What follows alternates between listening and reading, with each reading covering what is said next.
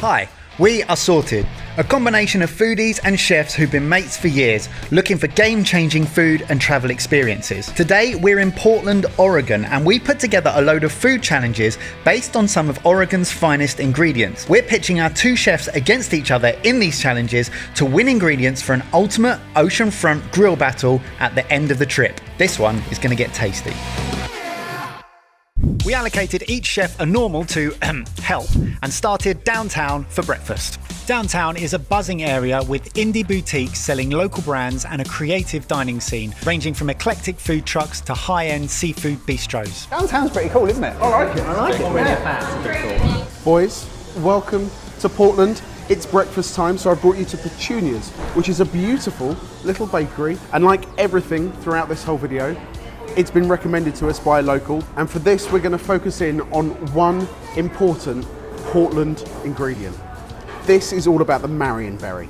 The Marionberry is a hybrid of two blackberries, the Chehalem and Olalley, and was invented or bred at Oregon State University during the 1950s. It tastes tart and sweet, a bit like a cross between a raspberry and a blackberry, and has become an Oregon obsession. And this is a Marionberry and peach pie. Cheers. That is nothing like any pie that you get in the UK. It's completely solid, it's buttery, it's vegan, and it doesn't taste vegan. The best thing that's ever been invented. And it was here that this became a thing. Got myself a souvenir. Chefs, welcome to your first challenge of the day. We're at Brunch Box. This is amazing because this particular place was recommended to us by our flight attendant, Matt. A Portland local actually watches Sorted with his wife Emily and looked after us on our flight from London. He plied us with alcohol and gave us a list of places to check out whilst in Portland. We like Matt. And the challenge, the monstrosity burger. Double beef, double cheddar, 4 strips of bacon, ketchup and mayo between 2 grilled cheese sandwiches. You may choose to eat against each other or nominate someone on your team to do the eating for you. So the representative of the team who eats this the quickest wins an ingredient for the chef. Which is a deli meat selection from Olympia Provisions, a highly recommended European-style restaurant and deli, the east side of Portland. So you've got some decisions to make. No, I don't. Are you backing yourself? I mean, I'm salivating at the thought of eating this, but I also can't see any cutlery.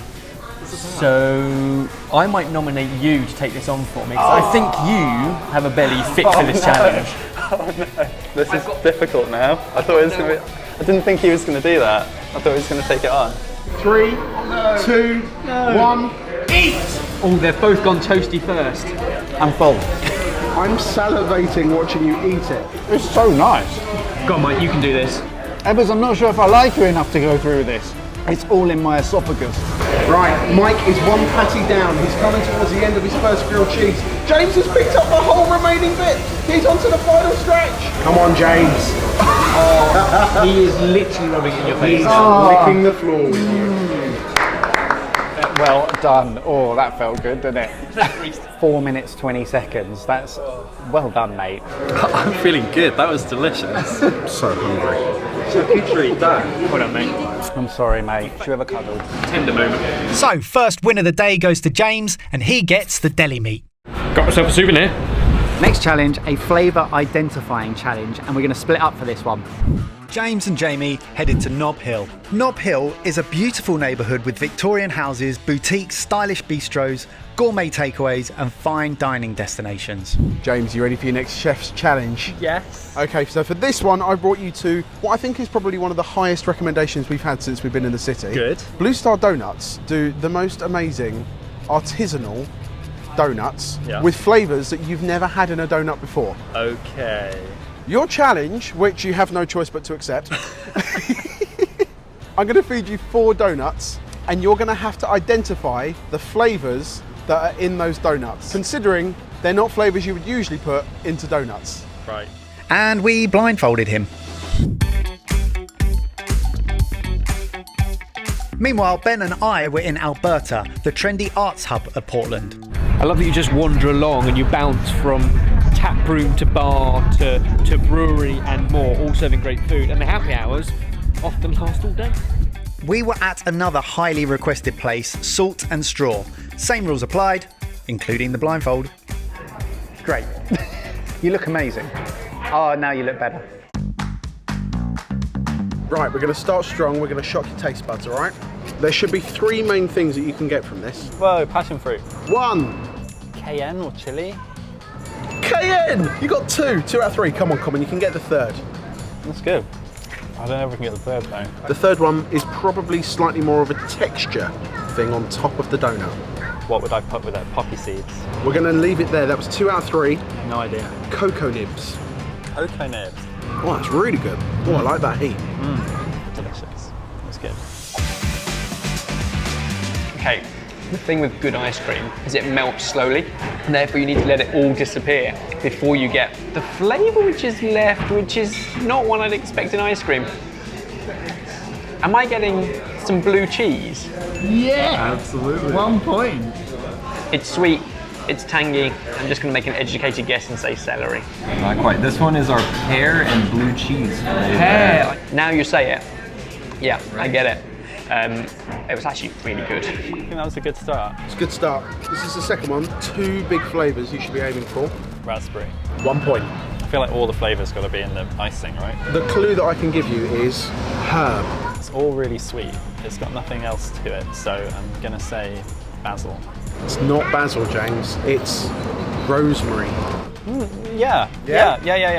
It was obviously raspberry with something else to it, and as soon as you say it, you get it. But I couldn't get it with a blindfold on.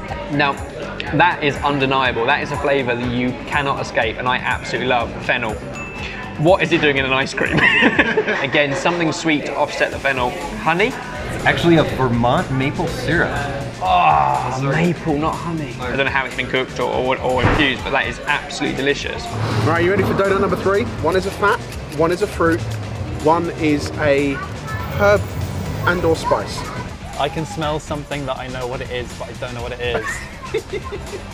Olive oil. 1 point. Orange? Another point. Thyme. It's not time, but it is time to hand over the donut and tell you that it was fennel. It's delicious. This one's got about four or five flavor notes that we could pick out. Wow, you guys don't hold back on flavour. That is so good. It's definitely holiday spice. I'm getting cinnamon and clove and nutmeg. Those 3 big ones right there. Like when you get an awesome cookie dough ice cream, it's got that chew to it. So it's definitely that cakey, muffiny courgette.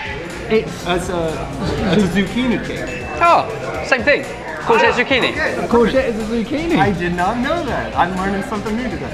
I have to be honest, I literally just went through all the vegetable cakes we've ever made on the channel because it has that wonderful spice like a carrot cake. Okay, so we should be looking for 3 things. Slightly spiced, slightly sweet. Has a little bit of a tang to it. The fruit I'm getting, and I actually don't think it is this. I think it's the alcohol, but the fruit I'm getting is pineapple. Amazing. No. Alcohol, then whiskey. Yeah, bourbon. Oh, here's an interesting clue for you. They all begin with the same letter. Bourbon, banana, and basil. Basil is one of them. It's not banana.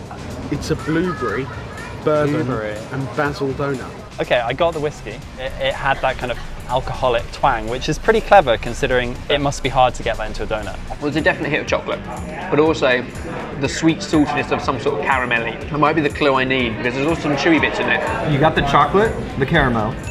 There's a chocolate cupcake. And the cupcakes are actually soaked in coffee. And the salty notes that you're finding are a potato chip dipped in chocolate. And it was time to reveal the winner. And this is them finding out. You lost to Ebbers. Yes, I can add something to my basket. Got myself a souvenir.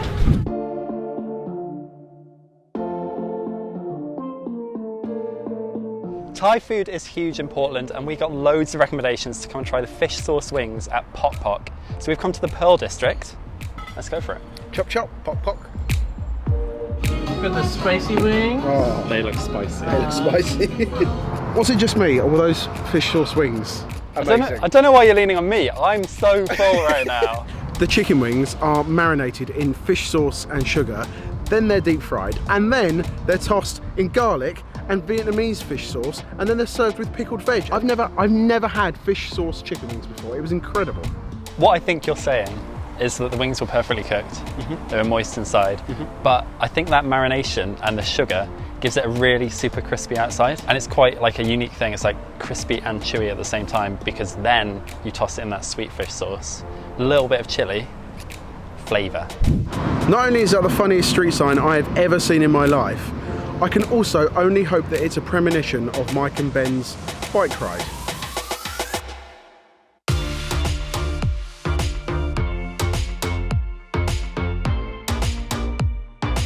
Beautiful street, beautiful day, the only way to see the city.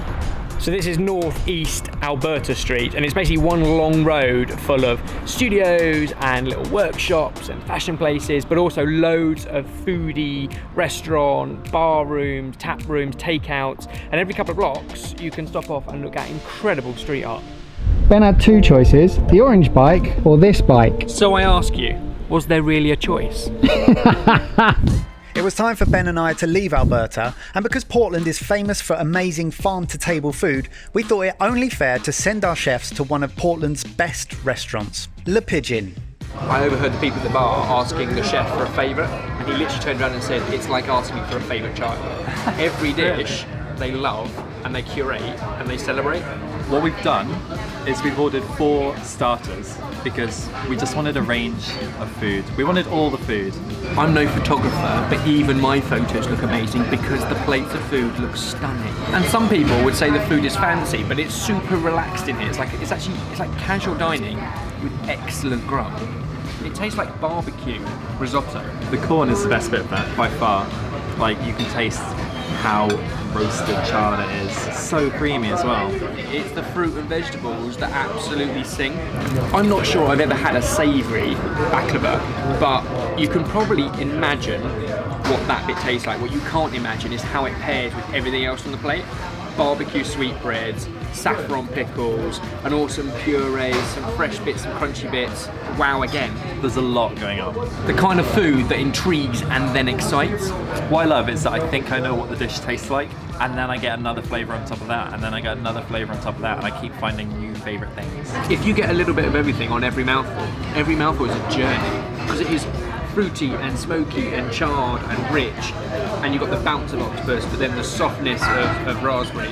Every plate is different, and every plate is delicious. Got myself a souvenir.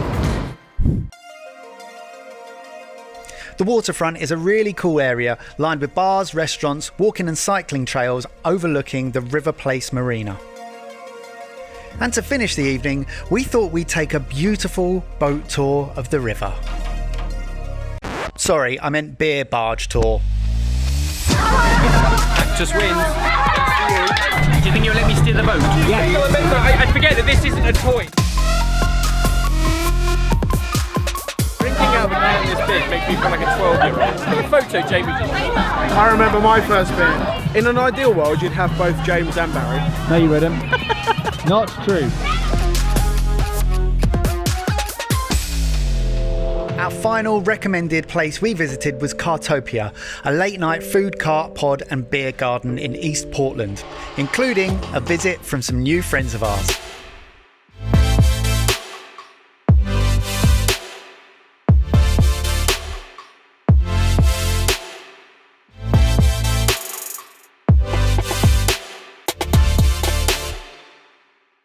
I do have 8-hour protection on, I shouldn't get burnt. Yeah, kids 50 plus 8-hour protection. What I'm saying is what it says on the tube. Kids 50 plus 8-hour protection. Are you still recording? Yes. Damn it!